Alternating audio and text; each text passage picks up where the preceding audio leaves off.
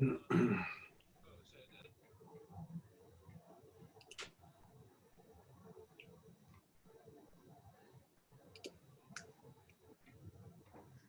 we're ready to start.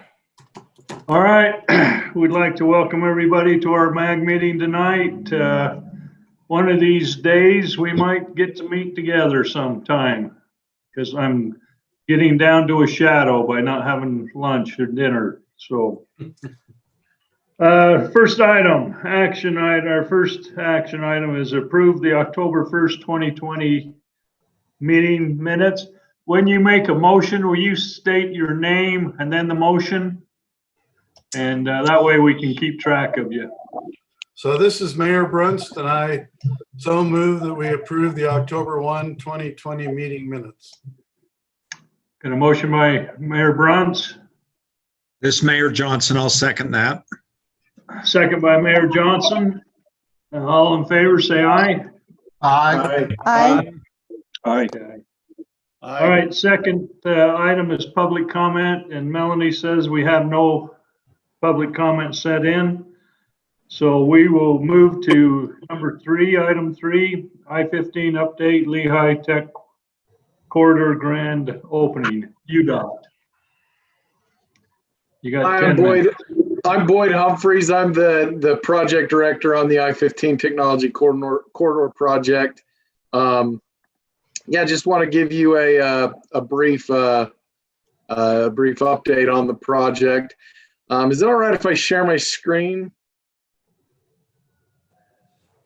Yes, go ahead and share it. Okay.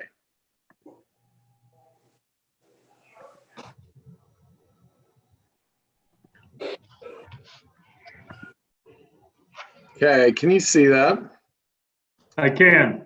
Okay, Yes. Good deal. So the I-15 Technology Corridor project, we actually started construction back in the spring, kind of April, May of 2018. And we're completing the project this year, and that is on schedule. It was always planned to be done late 2020. We just reached a big milestone on the project. This past week, we actually opened up to 6 lanes in each direction on the freeway. Before we started the project, it was 4 lanes in each direction. And right at the beginning of construction, hold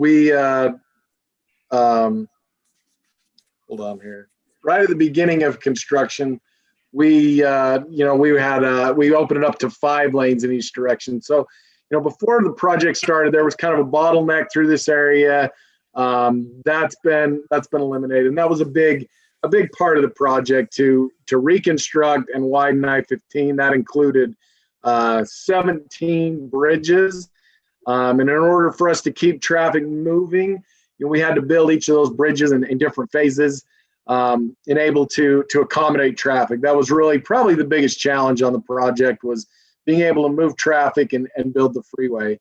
Those of you that are familiar with the area, particularly Mayor Johnson, it's an interesting area up here. It's an area that's seen a tremendous amount of growth. Has a lot of unique features. We have a lot of big office retail and businesses in the area, as well as a hospital, a movie theater, Thanksgiving Point, Front Runner Station, as well as all the residents in the area. So when we designed the project and we're thinking about it, we knew we had to come up with some unique design solutions in order to accommodate the demands in this area. One of the big things that we did was the one-way frontage road system between Timpanogos Highway and 2100 North. This frontage road system was it's the first of its kind in Utah. It's in other places in the country, but really what it does is allows us to have access to and from I-15 outside of the interchanges. And it also included the Triumph Boulevard Bridge, another crossing of I-15, a couple of U-turns in that location, as well as a U-turn at Timpanogos Highway. And the whole purpose of this is just to allow drivers to have more options to get to where they need to go, as well as to pull some of the traffic out of those those interchanges that see a lot of traffic. So this was one of the unique solutions that we had to the area. And then obviously those interchanges, SR 92, Timpanogos Highway, and 2100 North, both needed to be rebuilt and reconstructed to accommodate the traffic that we have now and accommodate traffic in the future. One of the things that we really did too with the project was at the 2100 North interchange, designed it so it's compatible in the future with the future freeway to freeway connection between Mountain View Corridor and I-15. That's gonna save some taxpayer money in the future, eliminate rework. We kind of set that outside footprint so the development can happen. So those were some of the big focuses that we had. Another part of the freeway project was the trail system. We realized that there's needs not just vehicular in the area, but also with bikes and peds. There's a lot of trails in the area. We've got the Murdoch Canal Trail, the Jordan River Trail, to name a couple. So that was a big part of the project. And a lot of times interchanges, freeways can be a barrier to pedestrians and bicyclists. So we really wanted to make a system that would work. If you look at that picture on the left side, that shows a ped bridge that crosses over the freeway ramp. We have one of those on each side so that bikes and peds can cross the interchange completely separated from traffic. That was a big deal to the project. In addition to that, we also built a shared use path on each side of the freeway. And you can see on the picture on the right, that's that path. And this is where it crosses Triumph Boulevard. Again, trying to eliminate the conflicts between people and vehicles. And this was a big deal to us, particularly with the front runner station, with the amount of people that cross the freeway for lunch, working at their businesses or whatever. And so that was a big focus and a big benefit, and we're excited about that. We aren't quite done yet. We did open up to 6 lanes, as I mentioned. The interchanges are in their final configuration. So we do need the trail system still has a little bit of work. We'll be opening up shortly. The express lanes, that's the HOV lanes. They're not turned on. That will still be happening. There's still some overhead signage as well as some other signage. We also have some landscaping items, a little bit of, just our cleanup work, a little bit of sidewalk and a few things like that we've got to put on some of the local streets. But we're really getting close to the end. We're excited about it. Excited to finally have all those lanes open. And then, later this year we'll be complete, done. So, that's the I-15 Technology Corridor project in a nutshell. Is there any questions that anyone has?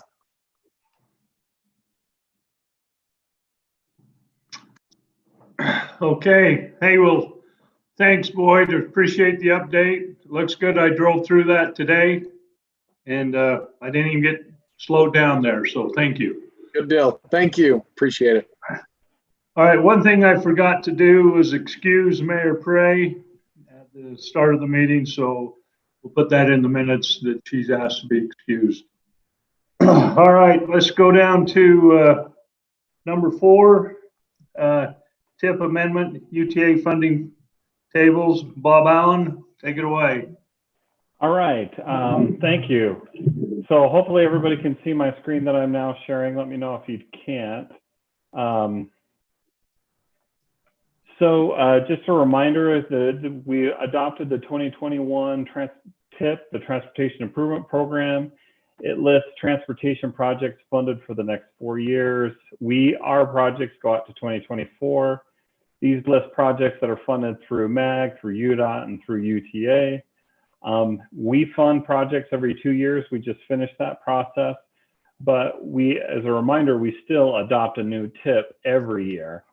And the TIP becomes part of the STIP, the Statewide Transportation Improvement Program. You all probably have seen this or familiar. This is the TIP, kind of our online web portal for the TIP that you can look at the funding tables, the maps, how the TIP is developed, etc. Well, we have one other item that's usually in the TIP. It's the UTA funding table. So this table includes projects that UTA has in our area. But this list is entirely federally funded projects with funds that go directly to UTA. MAG doesn't determine how these funds are spent. So this table's been in our TIP forever, it always is. But due to varying circumstances this year, we didn't get it in time to adopt it with the TIP that we adopted in August. And so we're here today. We need to, now that we have the new table, basically it just adds the next year on to the list. So we have this list of and of how those funds are spent in our area, these UTA funds. And so now we need to add those into the TIP, or update the table, I should say, in the TIP. You can see it's pretty short. The dollar figures aren't very big, and they're mostly formula funds for very specific things like bus facilities and so forth. So with that, are there any questions? Basically, these are not our funds, these are UDOT funds, but since we own the TIP, we need to update the TIP to reflect the most current list of how these funds are going to be spent. And so that's why we need to update the TIP. Are there any questions I can answer?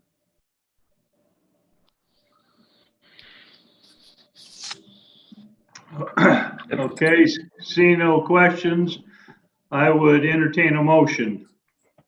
Can I make a motion? This is Mayor Christensen. You may. I'm on a motion that the UTA fund table be updated in the TIP as presented. Got a motion by Mayor Christensen. Mayor Mann seconds. Mayor Mann second. Any discussion? All in favor say aye. Aye. Aye. Any opposed? All right, that passes. Thank you. Let's move down to number 5. Provo City Corridor Preservation Request. Jim? Thank you, Mayor. Let me share my screen.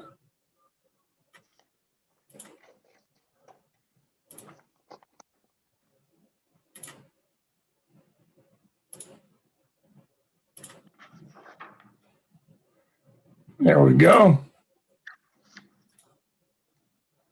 Anybody have any problem seeing that? Okay. Oh, Jim, can you go on full screen, Jim? Share the other screen, not your note screen. This is my, oh. How did I do that?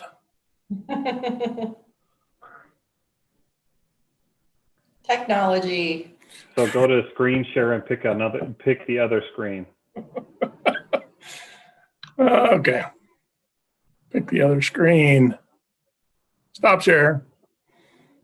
Sorry about that.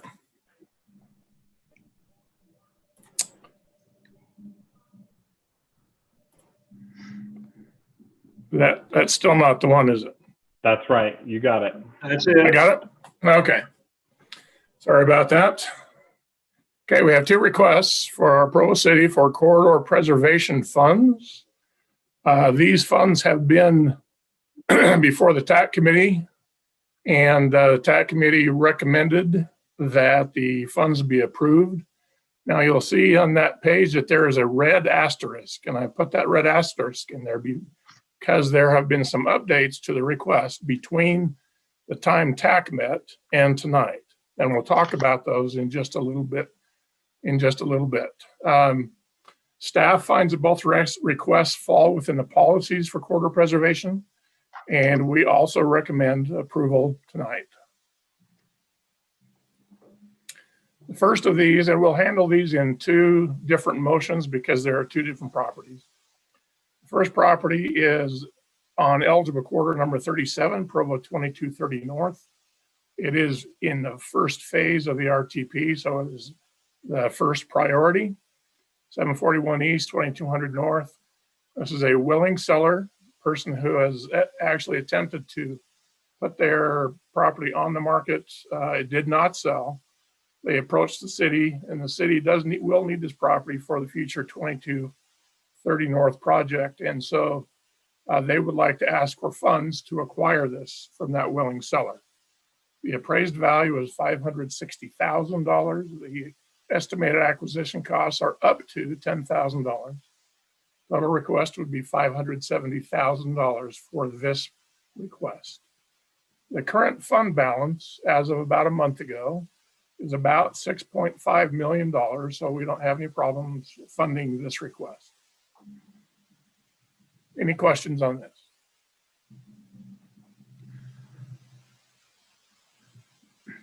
So do you want us to go ahead and make a motion on this?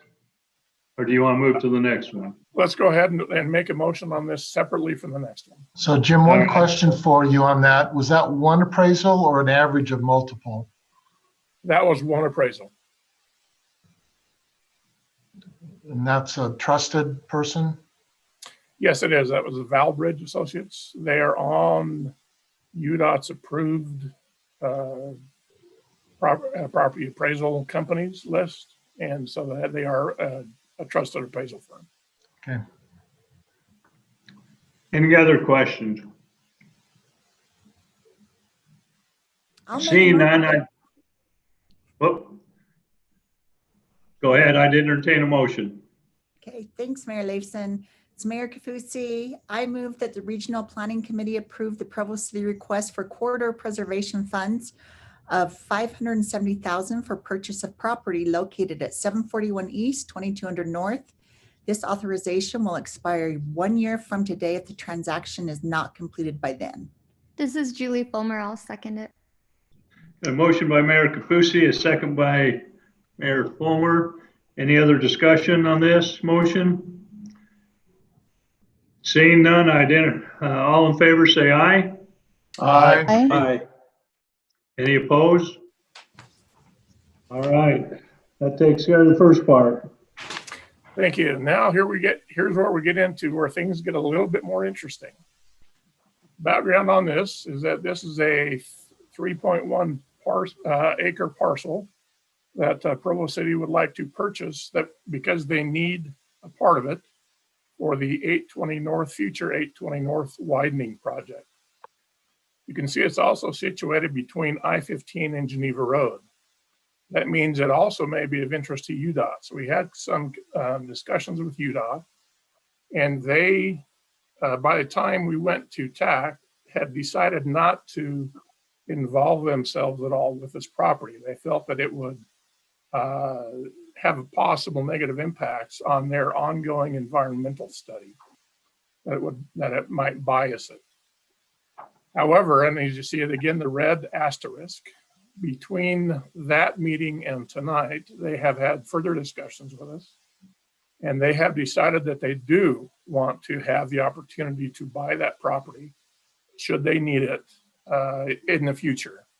It makes perfect sense for them to have an interest in that property because that is where the future I-15 interchange between Center Street in Provo and University Parkway in Orem would logically go. We did a study about a few years ago that determined that was an appropriate place for it, and along 820 North to access into downtown Provo more easily they can from either Center Street or from University Parkway.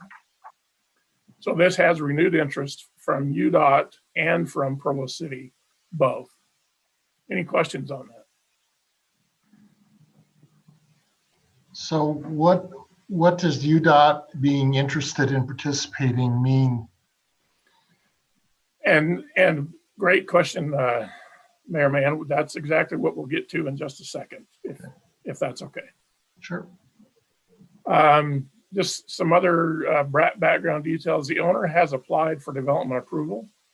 So we think that this is a priority piece, that if the owner is approved for development, and you can see that design for that parcel on the screen now, that they could develop it into a number of residential homes. And of course, the price then would go up, as well as the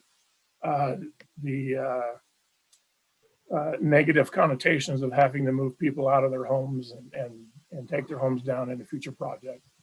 So the city is requesting this on their behalf and on UDOT's behalf, because we're all partners in this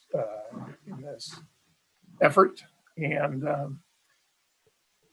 this is where things are at. The home and land, there's now the two parts to this, is that in that corner, and if you can see my cursor, there is a home in this corner already there. The rest of this is undeveloped land. The home and the land together appraised for $1.22 million. Acquisition costs, again, would be about $10,000 or less. Total request on this is $1.23 million. See the current fund balance on that again. Any questions on that information? Just a question. This is Mayor Brunst. Are the owners of this land the longtime original owners, or have they passed on and this is the children? That's a good question that I don't know the answer to. Shane, do you know the answer to that? This is the original owners. Okay. And so they were looking, or have been looking, to sell out and develop this, and Provo City has contacted them, I guess. Yeah, it was LeGrand Richards. Yes, and he has, and like I said, contacted the city. Actually contacted him and realizing they were wanting to move forward in some kind of development. This was their original concept. And so with that, we did approach them through this process to see if we could acquire, because of the many moving projects that, as Jim has explained, that are going on here. So yes. And so is UDOT and Provo doing something together? Provo taking first position, UDOT taking first position in acquiring this? Provo is taking first position. UDOT is taking a secondary position, where they have an option to purchase needed property should that arise in the future. Okay. And let me go back, and this will make a little bit better sense as I go back here for a second. And just to talk about that asterisk. Further discussions with the UDOT right-of-way director and with Region 3 after TAC, they decided that having an interest in purchasing this property, the opportunity to purchase the property, would not negatively affect their environmental study. So what we needed to do in that case was get together an agreement for UDOT to purchase that property from Provo City. And that agreement had to be signed by both UDOT and Utah County prior to this purchase taking place. Now, the city has a deadline of next weekend to have this purchase ready to go. And so we've been working very hard in the background trying to get UDOT and Utah County on board with signing a reimbursement agreement between the two. We've been successful so far in doing that. Utah County yesterday approved the agreement in county commission meeting and have signed off. The agreement is in UDOT's hands for their signature. And we believe that they will execute it and get it back to us in time. And therefore this can go forward under, and we'll get to the next piece of this. And this is in red, I have highlighted the change in the suggested motion that is not on your packet because of this did happen in a very short time frame. So that red is critical to this suggested motion, and I would ask that anyone who makes the motion read from the screen rather than from the packet.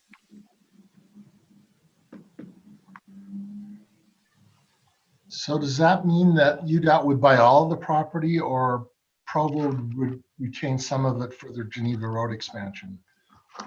Provo would retain what they need. UDOT would buy what they need. They have the option. This is actually an option to buy. It's not a commitment to buy, but it is a commitment to reimburse the Corridor Preservation Fund for the cost of the land, the per square foot cost of any land that they purchase. Okay, and then the remaining would be sold, and then that proceeds from that would go to back into the fund as well. Correct.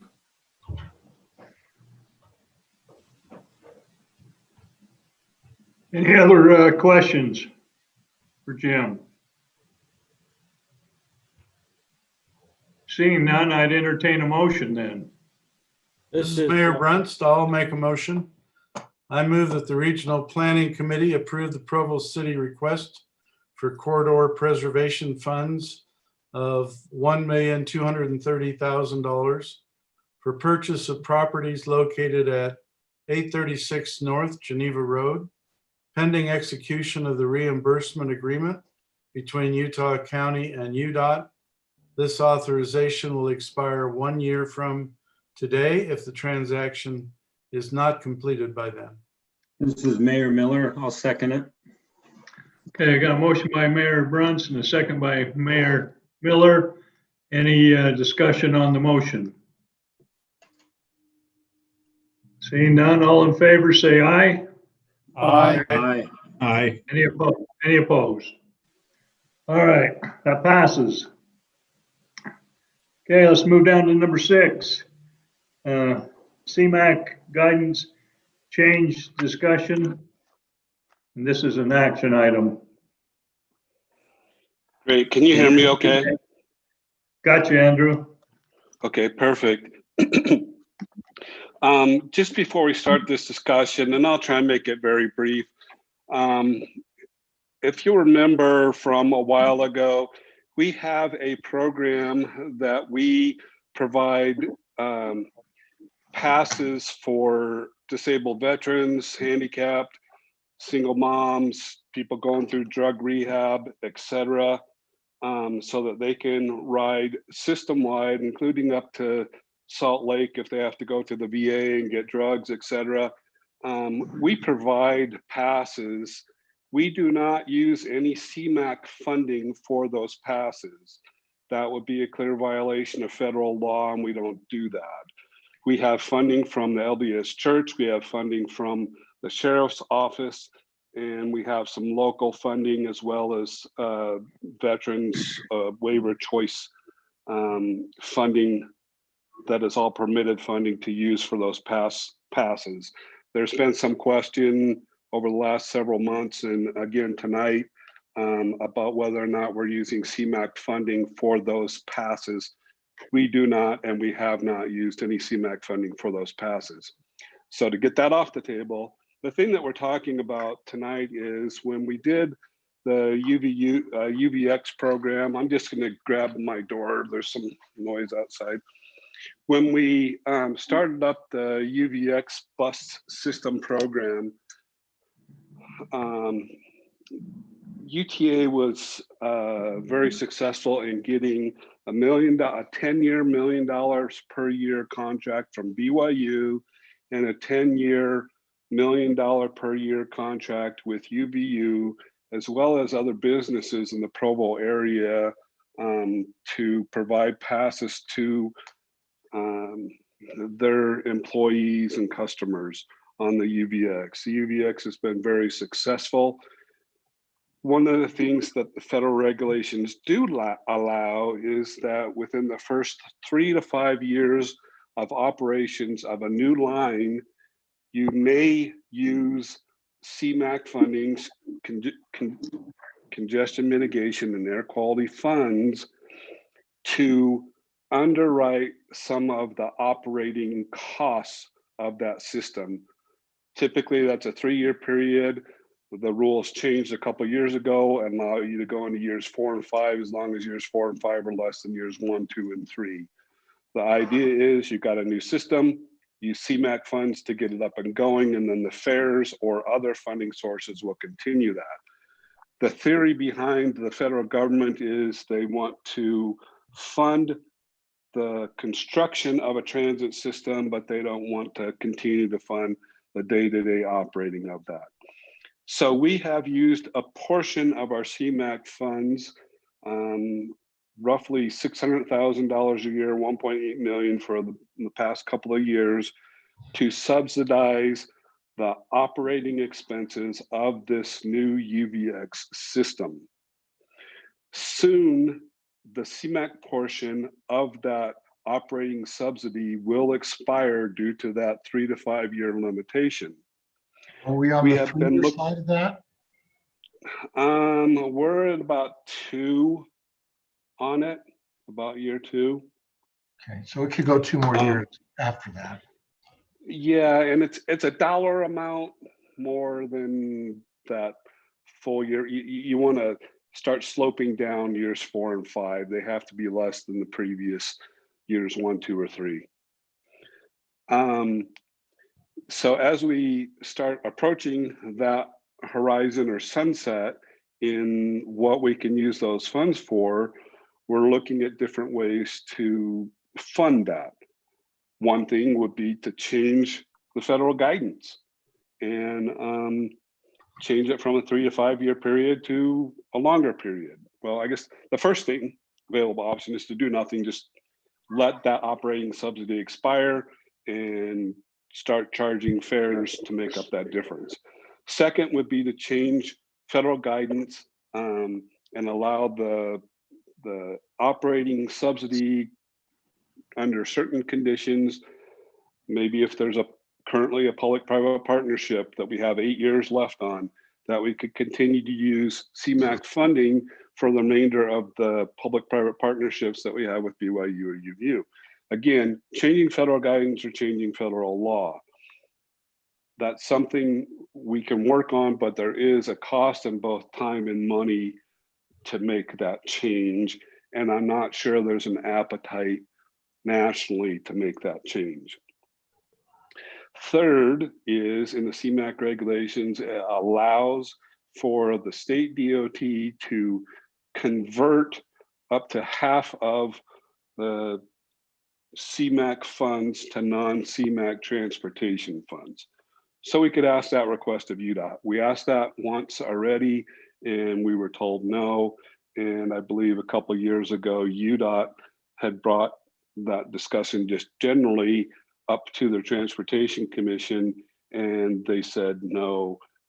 At that time, several years ago, they didn't want to do that. That is something we've had some discussion with Jim Evans, who is our local Transportation Commissioner, about checking again with UDOT to see if they would look at doing something like that. Another option is due to COVID, there is a petition where due to COVID funding and reductions based in COVID funding, that we could request an additional year or 2 from the federal government to fund the operating expenses of UVX. That's only for a year or 2, and I don't feel that this is due to COVID that we have a decrease in funding operating subsidies for UVX. It's really just because we're running out of the timeline that CMAQ allows us to do. The fifth is to work with UTA to fund CMAQ eligible projects. And then, so let's say there's a CMAQ eligible project that UTA is looking to fund. UTA has 100% of the first quarter cent. They have 92% of the second quarter sent, and they have 40% of the fourth quarter sent. All of those funds could be used for operating expenses on the transit system.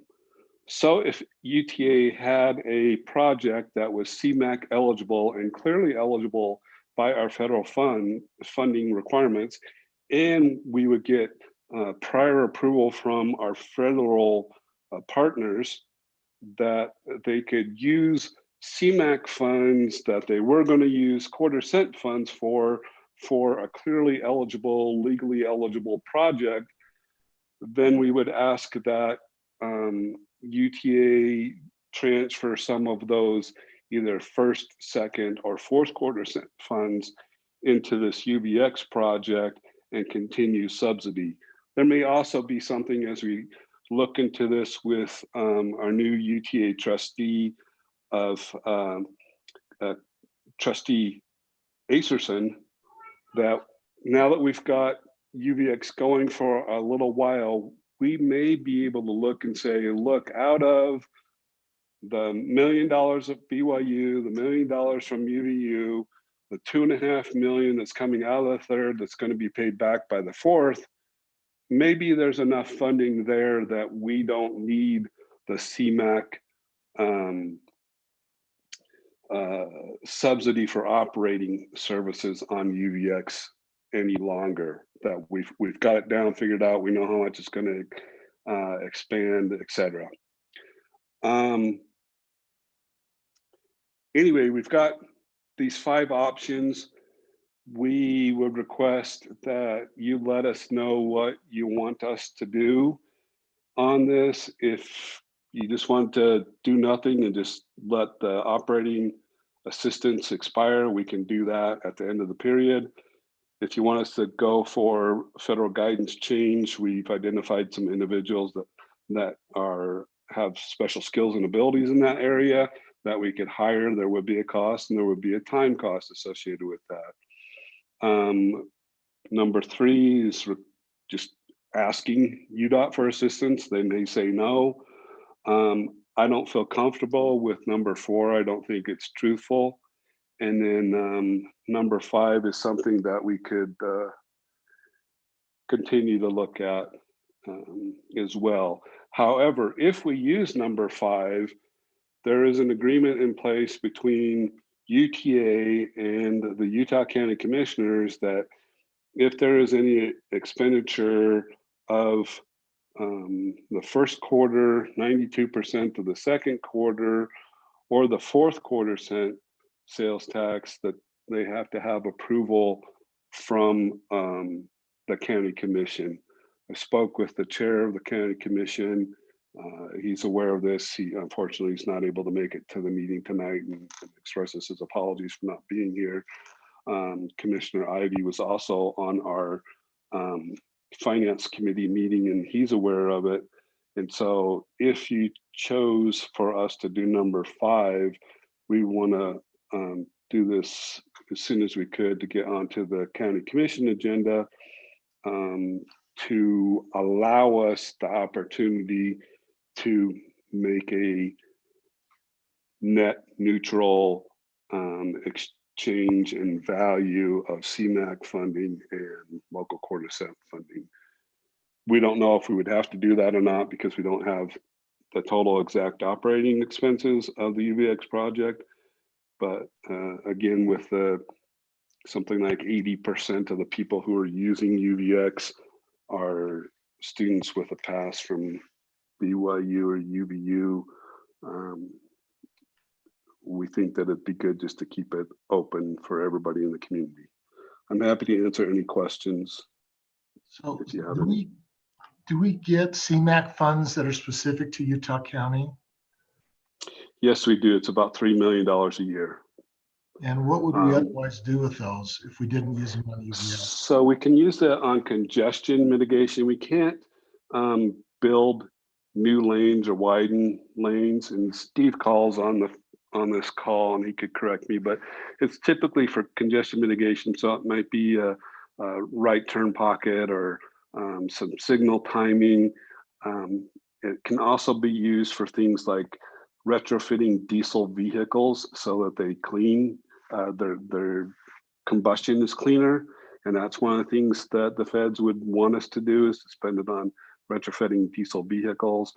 You can also convert truck stops into electrified systems so that trucks don't have to idle overnight and they can just plug into it. I don't believe we currently have any truck stops in Utah County.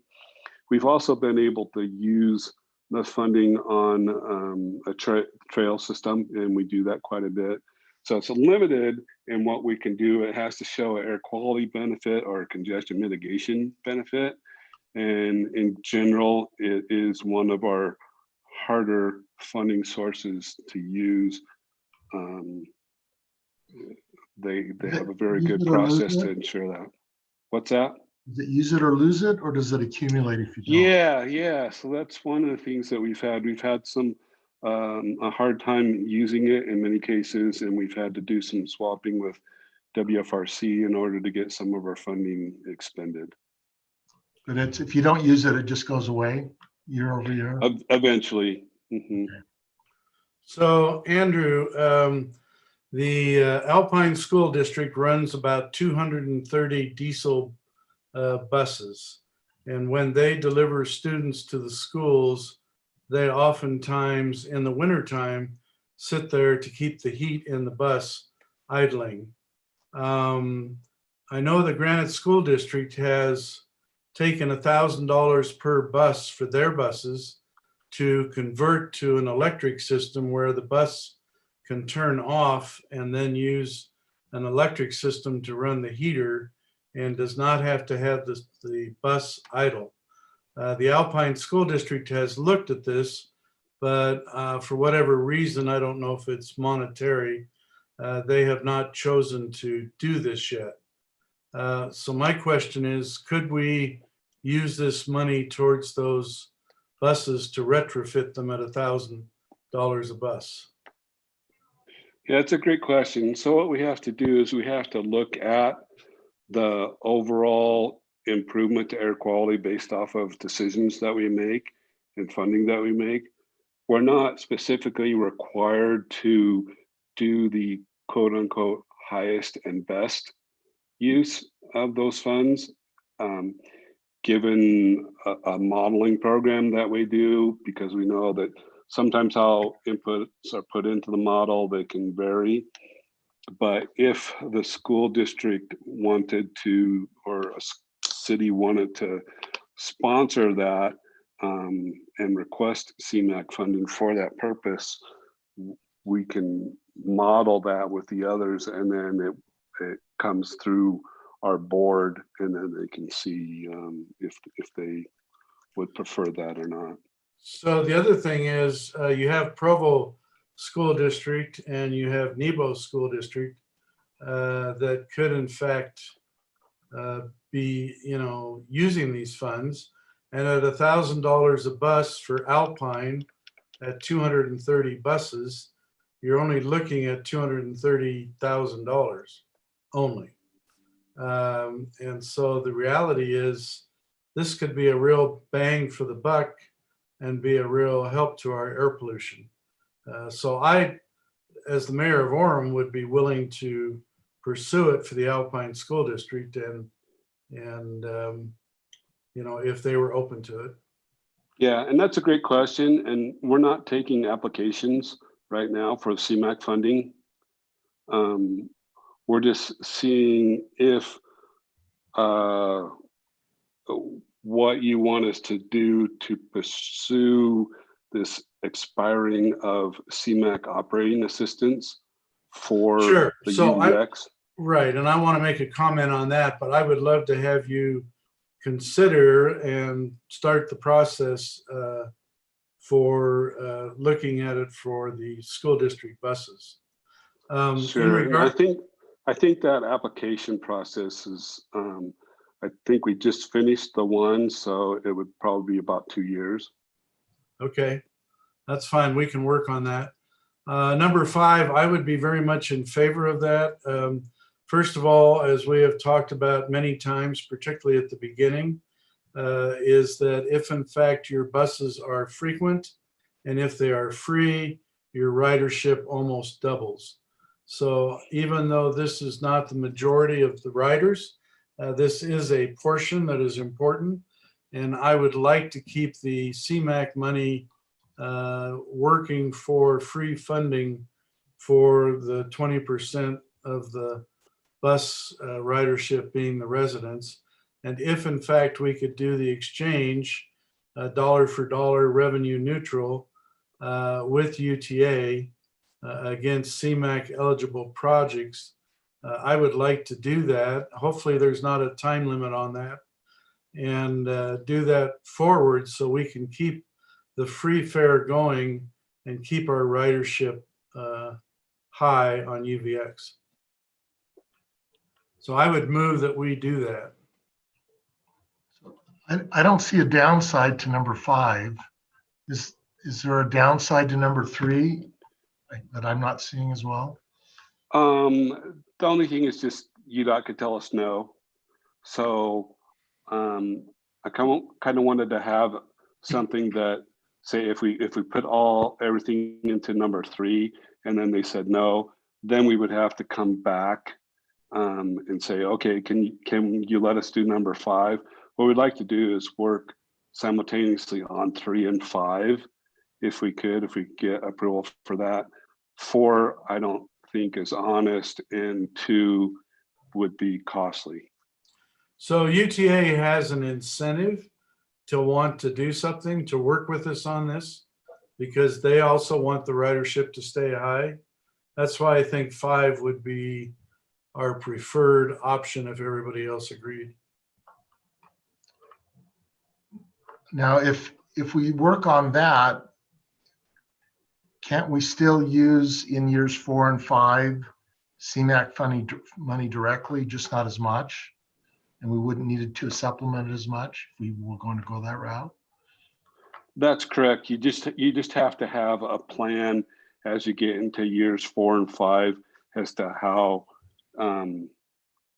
you're going to no longer use CMAQ funds. So you have to have a plan. You can't just like stop. And that's kind of what we're trying to do, is to have a plan so that as we dwindle down that usage of those funds, we've got a legitimate plan. And if I could get 3 and 5, it just gives me a little bit more to work with. Now, there's no requirement in either of these that we continue to supplement it as much as we are. Correct. Well, it just means we can go look for funding, and we wouldn't necessarily use all of the CMAQ funds anyway on this. Correct. We'd have to come back in 2 years anyway, because we only have I think it was 1.8 million was the max that was approved a couple years ago. So anything above and beyond what was approved a couple years ago, we have to come back and request that. Okay, so there's still going to be CMAQ money available for other projects, regardless of whether we do this or not. Yes, definitely. Well, then I would, was that a formal motion, Mayor Brunst? Yes and no. I didn't put it in the words I want to, but I'd like to do that now. Okay. And that is that I move to direct staff to pursue option 3 and option 5 in preparation of the ending of CMAQ operating assistance on UVX. That is a motion. Okay, and Mayor Mann will second that.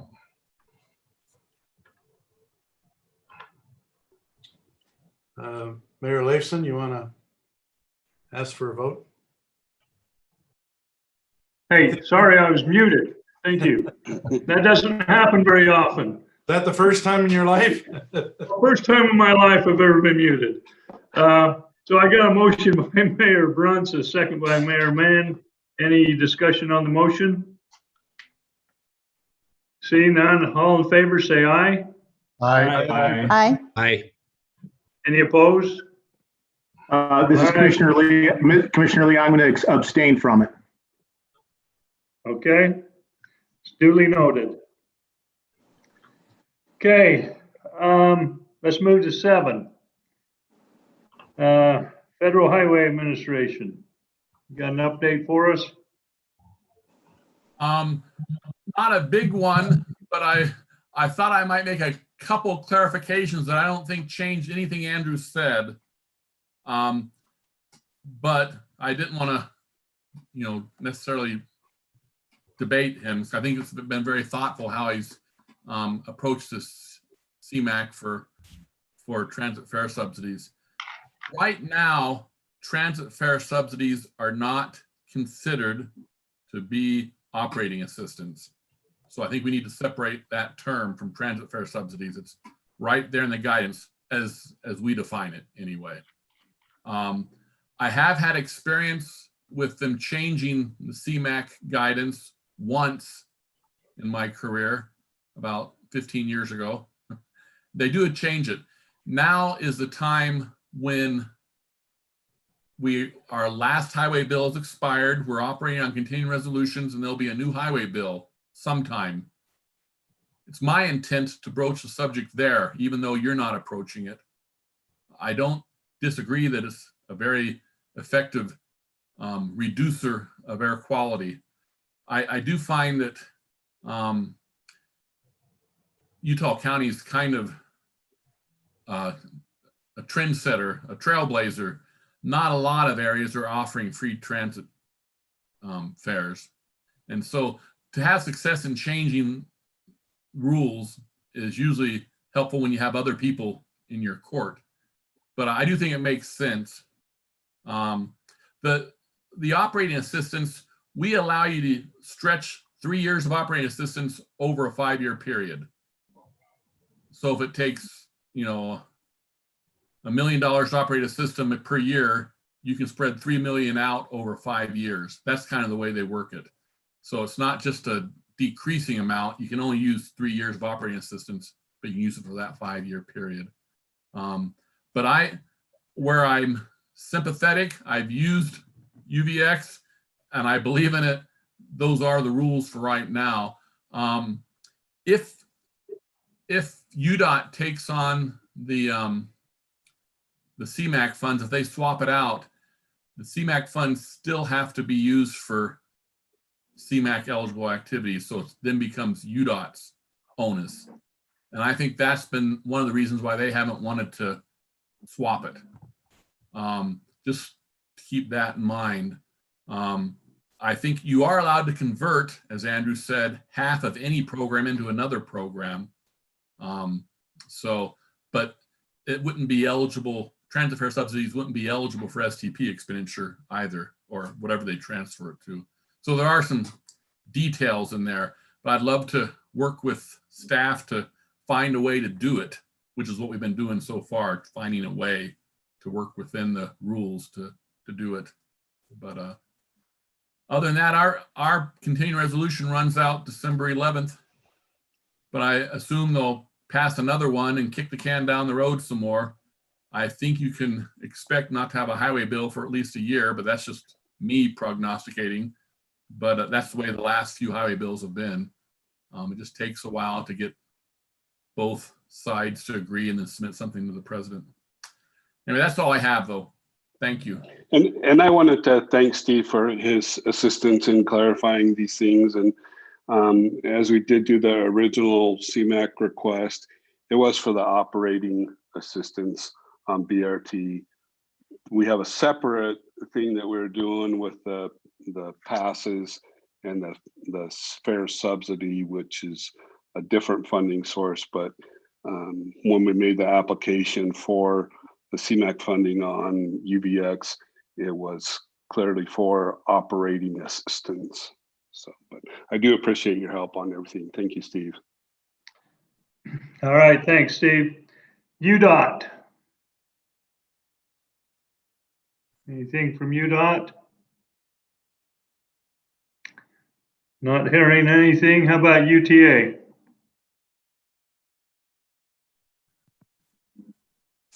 Well, nothing from UTA. Mayor? How about, Mayor? yes, you're Right. here. I'm here. Oh, you betcha. I just want Good. to for considering helping move the free fare forward on UVX. We usually do surveys twice a year. Because of COVID, we haven't done it this fall, but a year ago when we did a survey of who is riding UVX, about 20% of the ridership was non-students, and that's been increasing since UVX started. So we do know it's important to the community, and we love the numbers. Even during COVID, we are down 50 to 60%, but that still is 5,000 to 6,000 riders per day, trips per day on UVX. So we appreciate the support from all of you, and thank you. Thank you, Mary. Okay, any other business? All right, so our next scheduled meeting will be February 4th. And hopefully we'll be gathered together. There is a COG meeting. Is that right, Melanie? We do have COG tonight. Okay. Yes, correct. There's a COG meeting. It starts at 6:30. So if we're a couple of minutes ahead, we'll just kind of hold off for 1 or 2 Okay. minutes. All right, I'll take a motion to adjourn. So Motion made. to adjourn by Mayor Johnson. Got a motion? Need a By second? Mayor Miller. Got a motion and a second. All in favor, say aye. Aye. Aye. Thanks, everyone. So stay tuned for 2 minutes and we'll start our COG meeting. Mayor Miller, you gonna be able to take care of it? Yeah, for a little bit, then I'll have to step out to get to a board meeting I'm presenting at. Okay, just let me know when you need me to take over. Okay, thank you.